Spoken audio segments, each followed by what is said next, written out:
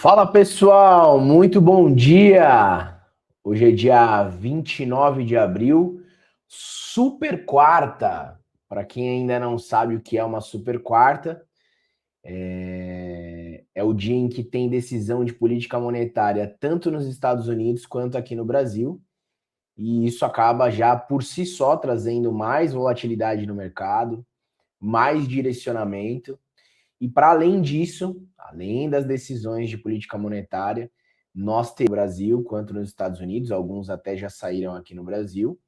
E no pano de fundo de tudo isso aí, temos a guerra rolando, né? Como se já não bastasse toda a volatilidade que essas notícias vão trazer, a gente ainda tem a guerra. Claro que a guerra já está precificando menos do que anteriormente, né? Tem, obviamente, muita importância ainda, vai trazer um direcionamento maior, decisão definitiva, mas temos coisas mais relevantes para o dia, a não ser que haja um tweet do tio Trump, né? Mas aparentemente o que a gente tem de decisão de política monetária e dos balanços realmente é o que vai dar norte aí pro dia, certo? Bom, sem mais delongas, para a gente não perder tempo, porque tem bastante assunto para a gente tratar, eu vou começar aqui com vocês. Então, como vocês estão vendo aí na tela, a gente vai falar um pouquinho do fechamento de ontem, depois a gente vai falar da guerra e também da saída dos Emirados Árabes da OPEP, as decisões de política monetária e os balanços que teremos para hoje.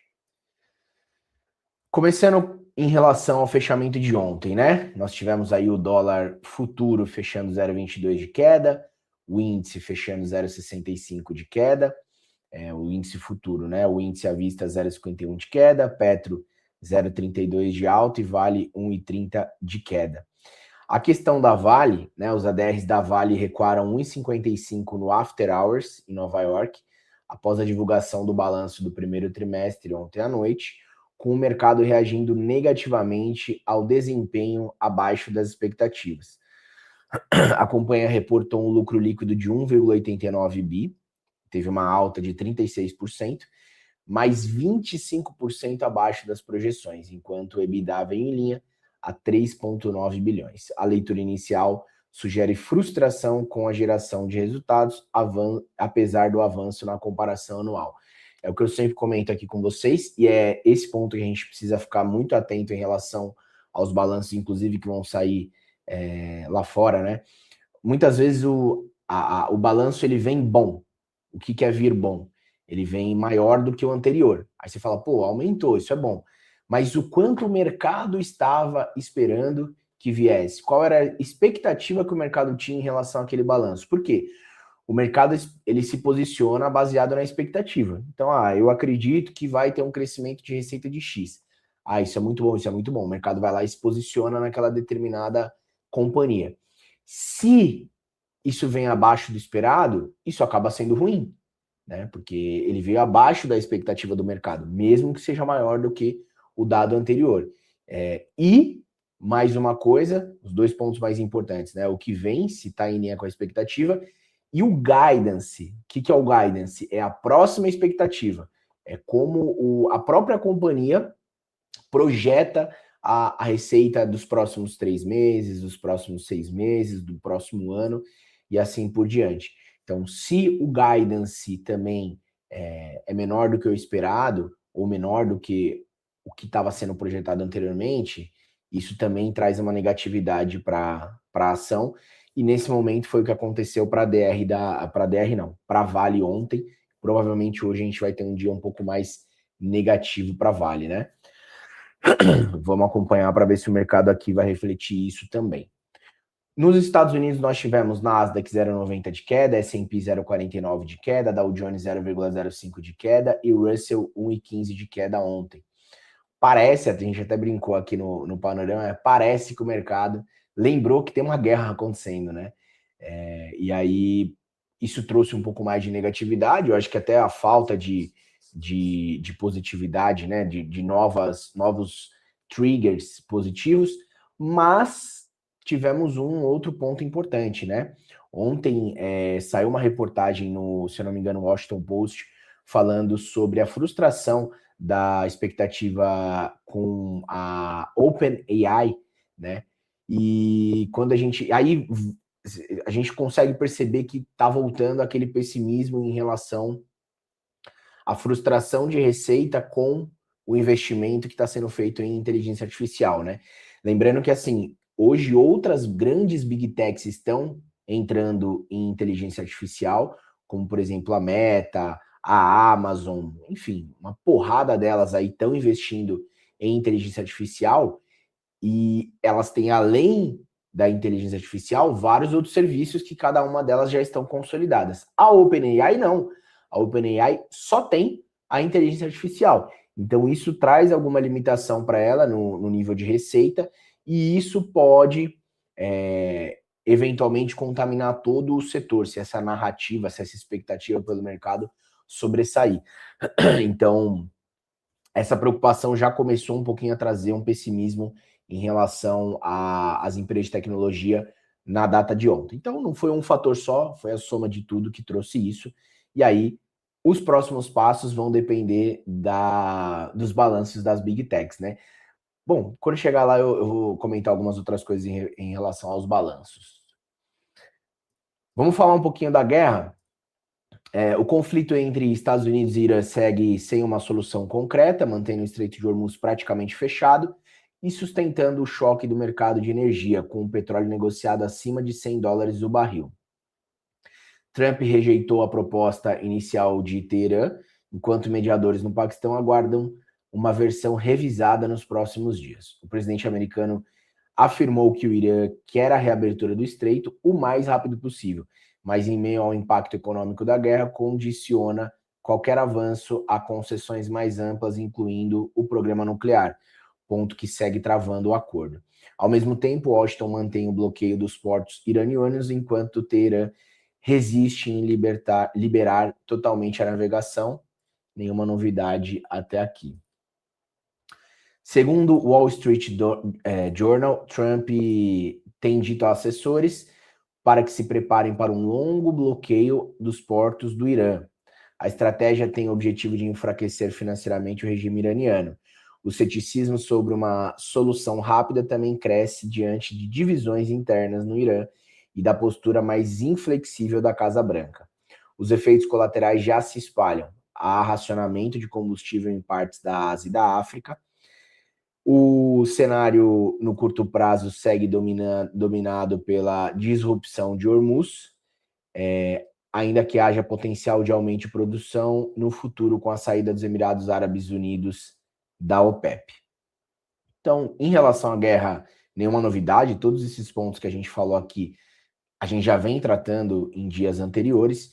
Acho que ali, não especificamente da guerra, mas a principal novidade é a saída dos Emirados Árabes da OPEP. De forma momentânea, o barril desacelerou depois do anúncio inesperado dos Emirados Árabes de que vão sair da OPEP+, já na sexta-feira, alegando que, sem obrigações perante o cartel, ganharão flexibilidade para as decisões. Traders interpretaram que o país pode aumentar sua produção quando acabar o conflito no Oriente Médio. A consultoria Capital Econômicos calcula que os Emirados Árabes podem adicionar cerca de 1 milhão de barris por dia. Eu vou fazer um breve resumo aqui. A OPEP+, para quem não sabe, eu não vou lembrar exatamente a sigla, mas é como se fosse um cartel que controla a oferta de petróleo no mundo todo. Então, eles vão lá, negociam entre si e falam assim, e aí, vamos diminuir a oferta para aumentar o preço do petróleo? Vamos. Vamos aumentar a oferta para diminuir o preço do petróleo? Vamos. Tudo isso pela vontade deles. Não tem ninguém que controle eles de uma maneira geral. É oferta e demanda controlada por eles, tá?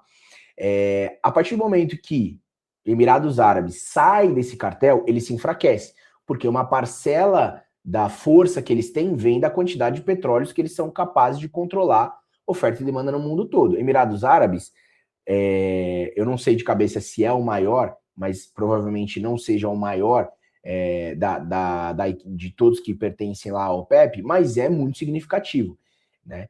Se eu não me engano, é o quarto maior. Então, o que isso significa? Que eles se enfraqueceram. E a OPEP se enfraquecer é bom ou ruim para o mundo? É bom, porque isso significa que as decisões de aumentar ou diminuir a quantidade de oferta de petróleo vai estar muito mais atrelado à oferta e demanda do mundo do que a decisão política de um determinado grupo. Então, num primeiro momento, é positivo essa demanda, essa notícia. Vamos só ver se os Emirados Árabes vão nessa linha. Parece que sim, né? Muito mais do seu próprio interesse, da oferta e demanda, do aumento de produção. Lembrando que quanto mais petróleo é produzido, menor fica o valor, porque a gente tem mais oferta de petróleo no mundo. E aí isso acaba derrubando o preço do petróleo, tá? Então, no primeiro momento isso é positivo, vamos aguardar para ver os próximos desdobramentos em relação a esses efeitos, né? Quando eles realmente saírem, começarem a tomar suas próprias decisões e assim por diante. Decisões de política monetária. Bom, em relação às decisões, de forma bem resumida, né? O Copom, expectativa de um corte de 0,25, e dali em diante a gente vai ter que ficar muito atento a como vai ser a postura do Banco Central brasileiro para as próximas decisões. Muitos acreditam que eles vão ter um posicionamento um pouco mais hawkish, né? Porque apesar dos juros ainda estar muito alto, eles estão cortando de 0,25 em 0,25. Acredita-se que daqui para frente talvez tenha uma mudança em relação ao discurso, não para aumentar, mas ser um pouco mais criterioso nos próximos cortes, considerando que a gente ainda está nesse cenário de guerra e, como eu acabei de ler para vocês anteriormente, o Trump, tudo bem que ele muda de ideia a cada 5 minutos, né? Mas a gente pode ter um prolongamento um pouco maior dessa questão do Estreito de Hormuz. Então, talvez fique um pouco mais condicionado aos próximos passos da guerra, se vai cortar ou não. Diferente desses últimos dois, estava muito mais claro. E o outro lado que pode reforçar a continuidade desses cortes de juros, né, é que pode reforçar não, né, que tem que ser colocado na mesa, né. Ontem saiu o IPCA 15. O IPCA 15 que saiu aqui do Brasil, ele veio menor do que o esperado. Então mostra que, lógico, ainda está um pouquinho alto, mas não está tão alto quanto estava sendo esperado. Isso é um fator que vai ser considerado para ver se dá continuidade a esse corte de 0,25 ou não, tá? Então, a gente tem que ver basicamente o que vai sair no comunicado e depois na ata da decisão, beleza? O FONC, expectativa de manutenção dos juros atual, isso é unânime, ninguém acredita que vai vir diferente disso. Eu até deixei aí uma imagem para vocês, que é a última janela que tem disponível dentro da FedWatch, que é 8 de dezembro de 27. Apesar de ser a última disponível, é a primeira que aparece com um corte de 0,25 para esse mês, dezembro de 2027. Então, só para vocês verem o quão o mercado está pessimista com o início de cortes. Então, assim, ninguém acredita que vai ter corte no curto prazo. O que o mercado quer ver é qual vai ser, né, de novo, as falas do Powell, apesar de que o Powell agora tá para sair, né, do Fed, né, para a entrada do Kevin Warsh, mas a postura, de uma maneira geral, dos integrantes do Fed é o que o mercado quer ver, né? Teve até um parágrafo importante na última decisão de política monetária do Fed, onde ele ainda direcionava para uma tendência maior de corte de juros. Caso isso mude nessa decisão de hoje, a gente pode ver o mercado reprecificar esse ponto de vista, porque a política deles poderia mudar nesse sentido. Ó, não estou mais olhando para quando eu vou cortar, eu estou olhando para quando eu vou conseguir, em quanto tempo eu vou conseguir manter esses juros nesses patamares e não necessariamente evoluir.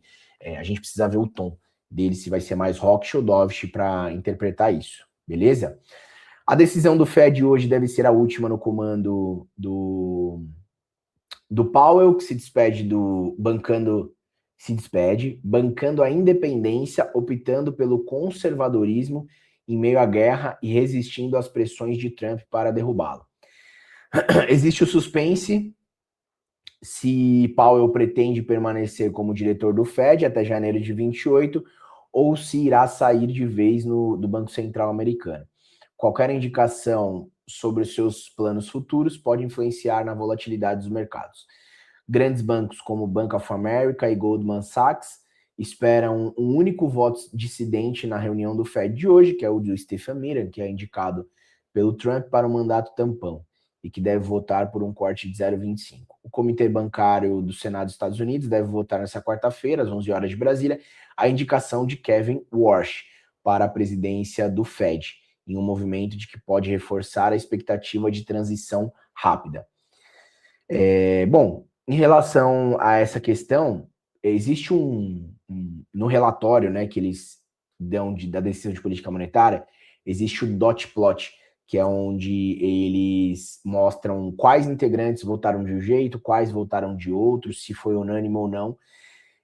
Se o dot plot mostra que só o Stephen Miller foi contra, mesmo com a saída do Powell, o comitê está muito claro em relação à postura dele para os próximos passos, se acontecer dessa maneira. Então, é importante a gente ler a decisão, ver como os integrantes do Fed se posicionaram, e aí, daí em diante, a gente entender como o mercado vai interpretar.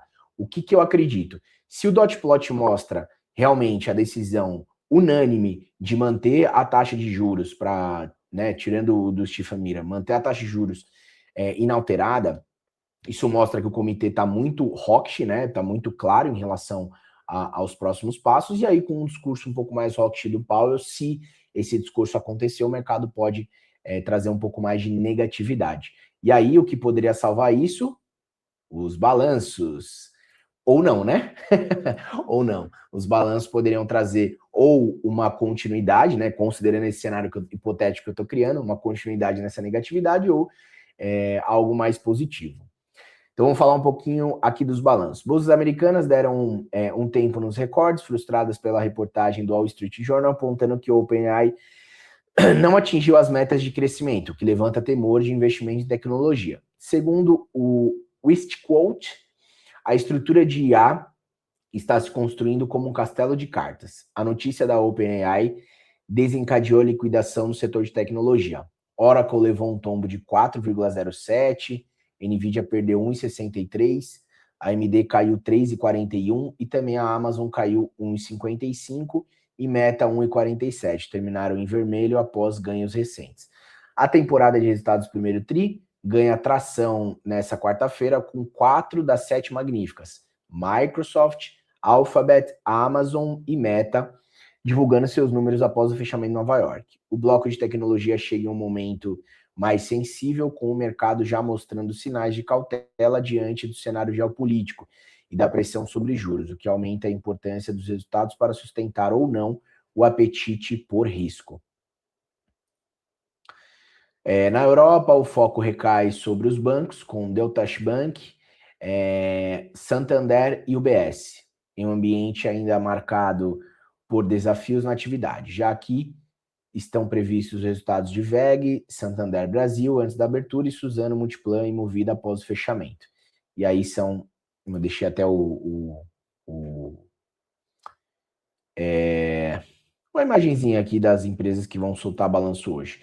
Então, pessoal, basicamente o que a gente tem para hoje são as decisões de política monetária, muito importantes, que a gente tem que acompanhar nesses detalhes que eu comentei aqui com vocês, e os balanços pós-fechamento. Óbvio que aqui vão ter alguns balanços, que inclusive já até saíram aqui no Brasil, mas não são os pontos mais importantes. Os importantes são os que eu comentei aqui para vocês. Certo? Bom, agora a gente pode começar o nosso panorama. Eu vou ter que dar uma acelerada, que já são 9h18. Deixa eu ver aqui quem falou com a gente. Deixa eu só botar aqui antes a tela para compartilhar com vocês.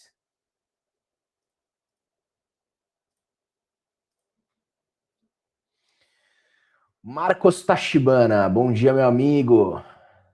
Dejair, muito bom dia. Pessoal, eu sei que é bastante informação. Se vocês tiverem qualquer dúvida, mandem aí para a gente poder falar também sobre isso, tá?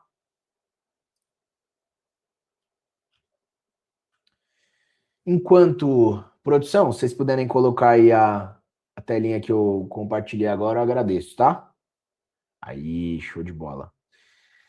Agora vamos falar sobre começar o nosso panorama com os fechamentos durante a madrugada.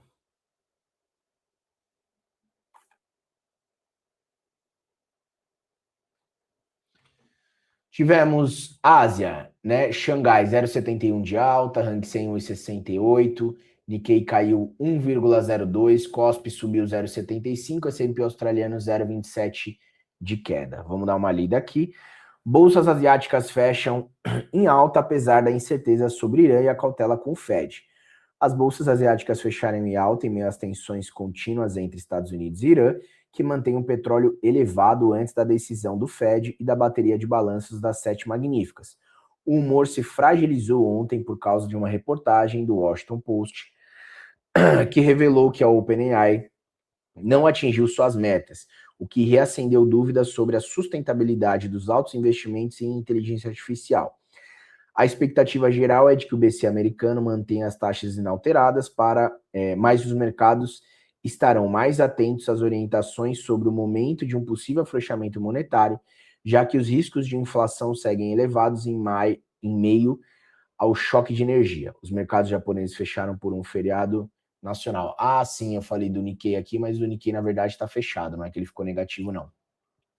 Ele está fechado. Bom, basicamente, a gente teve o Ásia levemente positivo, mas nenhuma situação diferente das que eu comentei aqui com vocês. Acabei até não dando uma olhada se teve algum calendário econômico, eu acredito que não.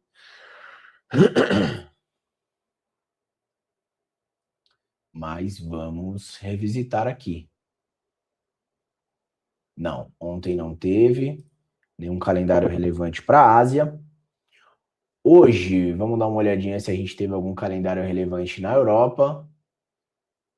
Índice de preço ao consumidor alemão, mas não é tão relevante.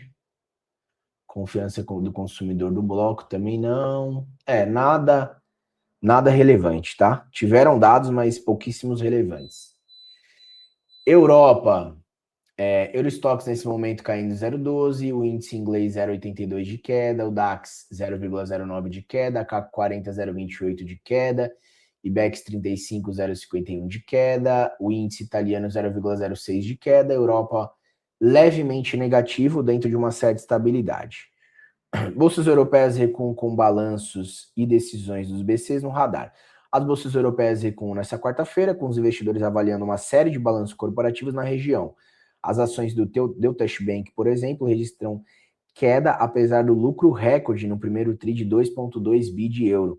Por outro lado, os papéis de Santander avançam depois que o banco apresentou lucro operacional de 3,6 bilhões de euros. As decisões de política monetária também estão no radar, com a expectativa de que o Fed hoje e o BC e o BOE amanhã mantenham suas taxas inalteradas. Ao mesmo tempo, os mercados europeus seguem acompanhando a indefinição sobre as negociações de paz no Oriente Médio, que continuam impulsionando as cotações do petróleo. Também nenhuma novidade, certo? Vamos falar um pouquinho sobre o dólar. DX nesse momento. Antes disso, futuro das ações americanas nesse momento estáveis, né? Por um lado, a gente tem Microsoft caindo 0,51, Apple caindo 0,90, Google caindo 0,27, Amazon caindo 0,15, Tesla no 0,0. Na outra ponta, a gente tem Nvidia subindo 0,12, todo o setor de semicondutores mais positivos, energia mais positivos, financial, né? Finanças, de uma maneira geral, mistas, né? Algumas positivas, outras negativas. Eu diria que estamos com uma situação mais mista, tá? Futuro das bolsas americanas.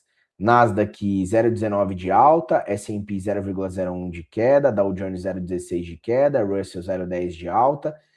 O petróleo a gente fala daqui a pouco, mas os futuros das bolsas americanas, como a gente vê, estão um pouco mais mistos, né? Sem nenhum outro direcionamento mais claro. Aguardando, né? Aguardando todo o calendário que a gente vai ter para hoje. O dólar, DXY nesse momento estável, o dólar 0,06 de alta, frente ao euro 0,05 de alta, frente ao iene 0,20 de alta, frente à libra 0,06 de alta, frente ao dólar canadense 0,01 de queda, frente ao franco suíço, a coroa sueca 0,07 de queda, frente ao franco suíço 0,08 de queda. Então, dentro da cesta, tudo dentro da estabilidade. Entre os emergentes, o dólar Brasil aqui 0,23 de alta, frente ao peso mexicano 0,18 de alta, dólar australiano 0,28 de alta, lira turca 0,05 de alta, rupia indiana 0,28 de alta, frente ao yuan chinês 0,06 de queda, frente ao range sul-africano 0,43 de alta, o rublo russo 0,12 de queda. Também conseguimos ver um pouco mais de estabilidade, um viés um pouco de alta, mas um pouco mais estável. Os treasuries de 2 anos subindo 0,44, de 10 anos subindo 0,25, de 30 anos subindo 0,12, que corrobora com um cenário um pouco mais negativo para bolsas. Commodities, petróleo 3,50 de alta, o WTI, e o Brent 3,20 de alta. Vamos dar uma lida aqui em relação ao petróleo. Petróleo mantém um ritmo de alta e Brent se aproxima dos 115 dólares por barril. Os contratos futuros do petróleo continuam avançando nessa quarta-feira, diante da falta de perspectivas de fim para a guerra no Oriente Médio. A cotação do Brent se aproxima dos 115 dólares por barril. Notícias dão conta de que os Estados Unidos se preparam para um bloqueio naval prolongado contra o Irã, enquanto se mantém um impasse nas negociações de paz entre os países. O mercado também avalia o anúncio sobre saída dos Emirados Árabes Unidos da OPEP e da OPEP+, a partir do dia 1º de maio. A questão da guerra agora, pessoal, como eu já havia comentado, a gente entrou num modo aí um pouco mais, ao invés dos ataques serem por tiro e assim por diante, assim, quem aguenta mais, né? Quem vai aguentar mais são os Estados Unidos, né, o Trump, de uma maneira geral, através da pressão política que ele vai sofrer, as midterms agora nos Estados Unidos, ou o Irã, né, que também tem muito a perder aí com a falta de produtos entrando lá no país, né? A gente vai ter que ver. Não é uma resposta fácil, tá? O ouro, nesse momento, caindo 0,75 e o minério de ferro subindo, que fechou positivo, né? 0,90. Criptoativos, Bitcoin 1,03 de alta, Ethereum 1,60, Cardano 1,03, Solano 0,57, só a Tether está caindo 0,01 e a XRP caindo 0,06. Isso mostra uma positividade um pouquinho maior para os criptoativos, mas, assim, nada que direcione essa questão que a gente tem comentado aí das outras, do que tem para o dia, né? E aí a gente cai, só falar rapidinho do VIX, que nesse momento está 0,90 de alta, ou seja, totalmente dentro da estabilidade, tá? O calendário econômico para o período da manhã, nós temos construção de casas novas, não é um dado relevante, tá? Pedidos de bens duráveis também não é um dado relevante. E só. Então, toda a importância vai estar no período da tarde, com a decisão às 3 horas da tarde, declaração da decisão do FONC, e depois a última coletiva do Titio Powell, né? A princípio, a não ser que aconteça alguma outra coisa, em tese, é a última coletiva do Titio Powell à frente do Banco Central americano, e vamos analisar tudo que a gente comentou aqui no panorama depois da decisão. Certo? Dúvidas? 9h28, vamos falar rapidinho aqui do DT? Para quem ainda não conhece o Diário do Trader, nossa plataforma de análise de performance, pessoal. O que vocês vão encontrar aqui? Para que você vai se cadastrar no Diário do Trader? Primeiro, se cadastrando, importando as suas operações, você vai conseguir ver de forma clara e objetiva o direcionamento do seu operacional, os gaps, onde você está errando, onde você está acertando. E aí, com essas informações, você pode montar um plano de trade para começar a fechar a torneirinha por onde o seu resultado está indo embora. Então, você vai conseguir conectar a sua conta B3, pessoa física, você vai ter esse acompanhamento completo da sua performance, você vai conseguir criar análises personalizadas, estratégia que você utilizou, como você sentiu e assim por diante. E depois, lá na nossa análise personalizada, conseguir entender, por exemplo, qual estratégia funciona melhor, em qual dia funciona melhor, para o dia que você está indo operar, naquele dia em específico, hoje, quinta-feira da semana, vamos ver, na semana 4, qual a estratégia que funciona mais? Você sabe? Colocando lá no DT, você vai saber. E também vai receber diariamente o seu panorama. No panorama, você vai ter o saldo da semana, saldo do mês, percentual de assertividade, se você deve ou não atuar baseado no seu histórico operacional naquele dia, naquela semana, e se você tiver que operar, né, ou seja, você realmente tiver um resultado consistente naquelas janelas operacionais, que horários você deve operar naquele dia, naquela semana. Painel de highlights, né? Os principais pontos positivos da sua performance, os principais pontos negativos, risco-retorno, tudo aqui no nosso painel. Controle de assertividade e relação, como eu falo aqui todos os dias. Quando você atua, você tem uma relação de risco-retorno.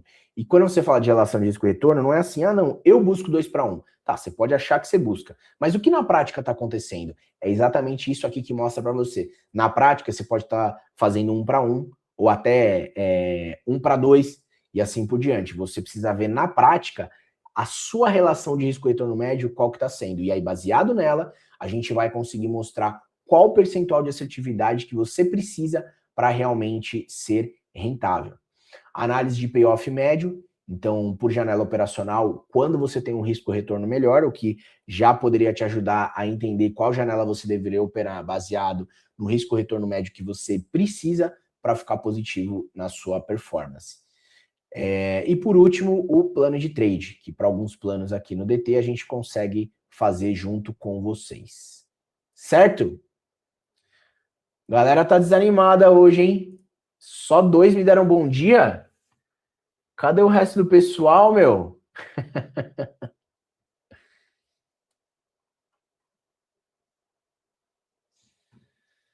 Agora são 9h31.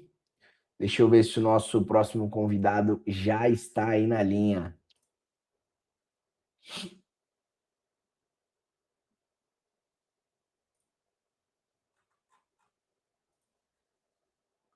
Agora sim, W Balex, bom dia. César Meija, bom dia.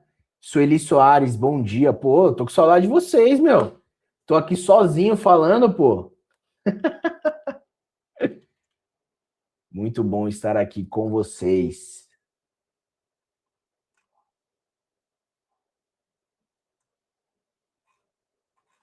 Deixa eu ver aqui quem vai entrar na sequência. É o Felipe. Felipe tá por aí? Se tiver, pode dar um salve aí pra gente.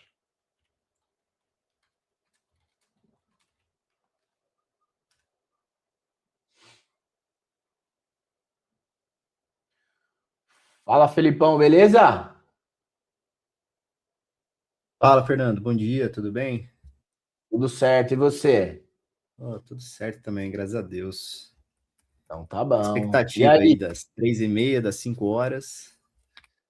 O bom é que Exatamente. essa notícia do fim do dia vai dizer muito sobre amanhã. Vai. Eu acho que nem só sobre amanhã, mas eu acho que É, vai dizer muito sobre os talvez a próximos semana dias. seguinte, né? Nada Mas que, assim, obviamente, uma. o pregão de Pode falar. amanhã, ele vai ser uma, Sim, uma, uma baita consequência de hoje. Então, é super importante aí ficar atento com certeza. ao que Com virá, certeza. né? Porque às Posso vezes, jogar um feeling aqui? Vou jogar um feeling claro, meu que eu comentei aqui, mas eu tô. Eu sei que quando a gente fala de viés, né? Se tá muito enviesado é ruim, mas a gente tem um cérebro para usar, né? Então, baseado no que tudo que eu li, né, e tudo que eu estou vendo, e isso pode mudar, mas vou criar um cenário aqui. A decisão de política econômica nos Estados Unidos vem em linha, né? Obviamente, isso aí não é novidade para ninguém, eles realmente vão vir em linha. O dot plot, que é onde cada um dos Fed Boys destacam suas decisões, vão vir, tirando o Stephen Miller, né, que foi colocado lá pelo Trump, eu acho que todos vão também trazer um viés um pouco mais hawkish, tá? Decidindo por unanimidade, tirando o do Stephen Miller. E talvez a coletiva, o Tito Powell, seja um pouco mais hawkish, né? O último dia dele, ele não gosta do Trump, né? Todo aquele ponto lá que a gente já sabe em relação a política que ele faz, né? E assim por diante. E aí eu acho que esse cenário vai trazer uma negatividade maior para os mercados. O que pode salvar? Os balanços. Se depois disso os balanços vierem melhores do que o mercado já está, inclusive, precificando, beleza, né? Mas se os balanços vierem também com um alto índice de endividamento voltado para a inteligência artificial, isso também pode trazer um reflexo negativo para as ações, e aí a gente tem uma continuidade nessa negatividade. Se vier melhor, né, um endividamento menor ou alguma narrativa que traga algo positivo em relação à inteligência artificial, aí a gente pode meio que netar esse cenário negativo. Isso tudo eu tô criando do que eu li, tá? Não tô falando que é isso que vai acontecer. É só uma possibilidade que eu acredito que eventualmente possa acontecer dentro do mercado, mas amanhã a gente valida aqui junto. E por último, se isso tudo acontecer, independente do cenário, né, negativo ou positivo, como você falou, a madrugada, pô, o mercado interpretou negativo, os balanços e tudo mais. A asa vai ficar negativa, vai ficar tudo negativo até amanhã, e isso pode se estender se não vier nada que corrobore com algo positivo. E aí a gente vai ter 2, 3 dias aí negativo para bolsas e ações. Perfeito. E ainda a gente tem a possibilidade de não vir conforme as projeções. Porque hoje a gente está numa projeção neutra. Então, caso essa projeção ela seja diferente do neutro, que é o número que a gente conhece hoje, isso aí também vai dar um choque muito grande pro mercado, né? Então é importante também ficar... Porque até então, né, o mercado vai estar considerando que não vai ter mudança nenhuma em relação a juros, né? E nem no Selic. Sim. E caso, sei lá, o Selic aumente, vem com um cenário positivo ou negativo, aí vai dar uma impactada legal. Tanto para os mercados de hoje, por exemplo, quem for operar o asiático, né, ali a partir das 9 horas, então a sessão da Ásia, a sessão de Londres e a sessão de amanhã vai ser uma sessão bem, talvez com muita volatilidade, assim, para absorver esse impacto dessa notícia. Mas essa é a minha sensação. A minha sensação é que ele não vem a neutra. Eu tenho essa sensação que não vai sair conforme o planejado. Você está falando de B3 ou dos Estados Unidos? Tô falando B3 agora. Ah, tá. Tô falando B3. Vamos ver. Mas a gente opera o que o dado surge, né? Então, até lá a gente não tem muito o que fazer. Fatos e evidências, né? Então, beleza, Felipão. Muito obrigado. Um ótimo dia aí para você e para todos que nos acompanham. Até amanhã.